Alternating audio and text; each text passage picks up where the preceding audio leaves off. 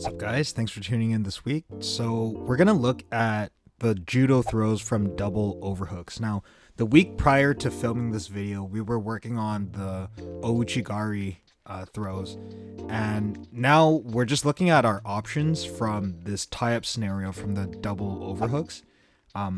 Recently I've been getting my back taken a lot like this, where they're just wrapped up, and I'm not too sure what to do, but I think in the Standing to Ground DVD there's a good solution in which you take a double overhook wrap and then you start working your foot sweeps from there. So let's see what we got today.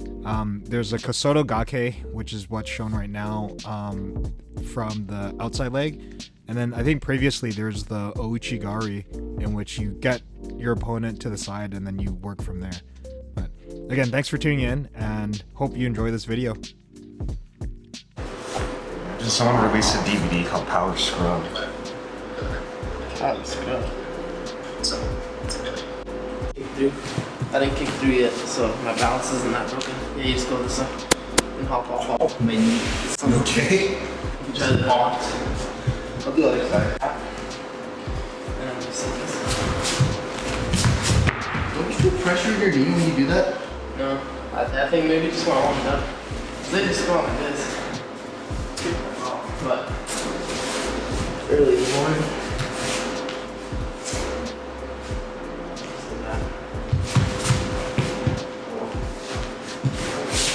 Goshi's nicer. Get me on this. So as you can see, once your back is taken, that leg wrap really helps in preventing any sort of movement from your partner. And what's cool in the Craig Jones clip is that once you get that leg wrap in, if you keep on hustling around your opponent, you can either take him down, or if he steps out, there's a Harai Goshi there in which your hips go in front of your partners, and then you can go for a big throw. Or you did another one? No, I just did one. It's such a neat move. Alright, so sequence number one, I come in and Ryan gets the hook on my legs. If I don't do anything, then I just fall down as he hustles around. Sequence number two, it's a bit more defensive. He gets the hook, I step out, and then his hips are in front of me as he hustles in. By that time, he has the ability to go for Harai Goshi.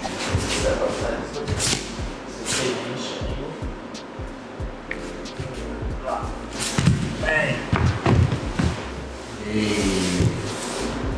Try it, sir.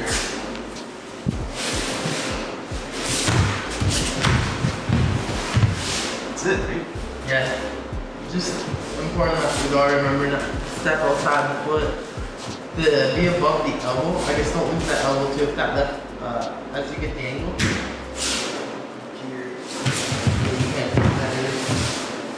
So I have to say, the double knee drop ukigoshi was one of my favorite techniques during that session. And the day after, when we were doing sparring at class, it was a move that I kept on wanting to force and try out.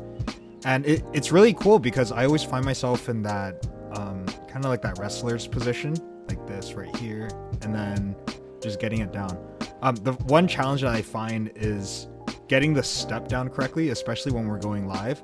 So as you can see, I'm a bit struggling here, but getting the cross step right there and then making the space so that I can actually drop down to a knee and then turn my opponent over. The mechanics of the throw feel a lot like the cow catcher whenever you're trying to get the person down into the position. Obviously, I don't have like the head grip there, but I find both with the cow catcher and this move is actually really, really important to get my right side arm as far up on my opponent's shoulder as possible, because the lower that my arm is, it was actually really, really difficult to actually turn my opponent around, especially even if I have the angle and the space to drop them in. So if you enjoyed this video, remember to like and subscribe. I have more videos coming up on the way, and it'd be really, really awesome if you guys could follow us on our journey. Let me know in the comments how your judo journey is coming along. I've been adding a lot of these throws and sequences into my game right now, and some of it has been successful while others require a bit more refining and drilling. Where are you at with your judo? Are you using it live, or are you still kind of on the process of like working on it and drilling? Well, let me know.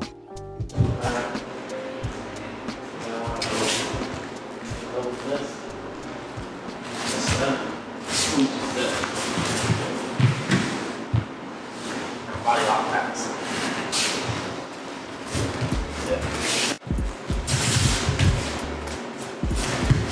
And then if you don't get it initially, you may have to hop.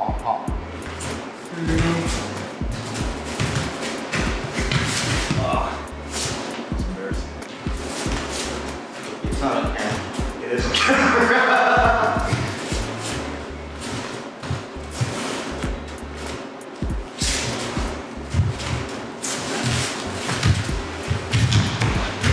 Oh, okay. I kind of got it.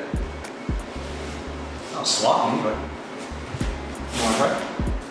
So I've personally really been struggling with this Ouchi Gari throw.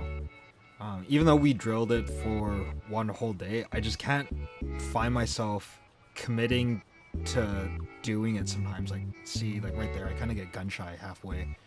Maybe it's just the weight distribution thing. I know in the Danaher DVD, John Danaher talks about pushing forward where your weight has to be on your heels before actually committing to it. But I don't know, it's just weird. For me, I struggle with getting to my side. Not so much getting the step closer in, but from there, I also struggle with shifting my body weight from the left side to the right side. So here Ryan hits a good rep. He makes the space first before getting in the double overhooks, comes in, shuffle steps, and then goes in for the Kosoto hook. And just like that, he pushes his weight forward and gets the sweep. Yeah. Side what? Maybe that's that.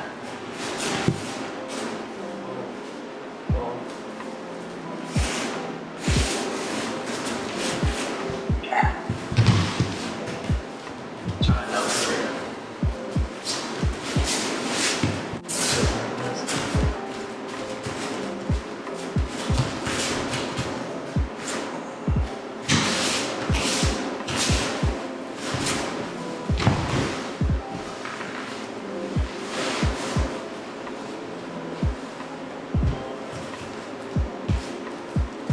the other one was the step around, so what you would actually step around is like, this seems a lot more effort.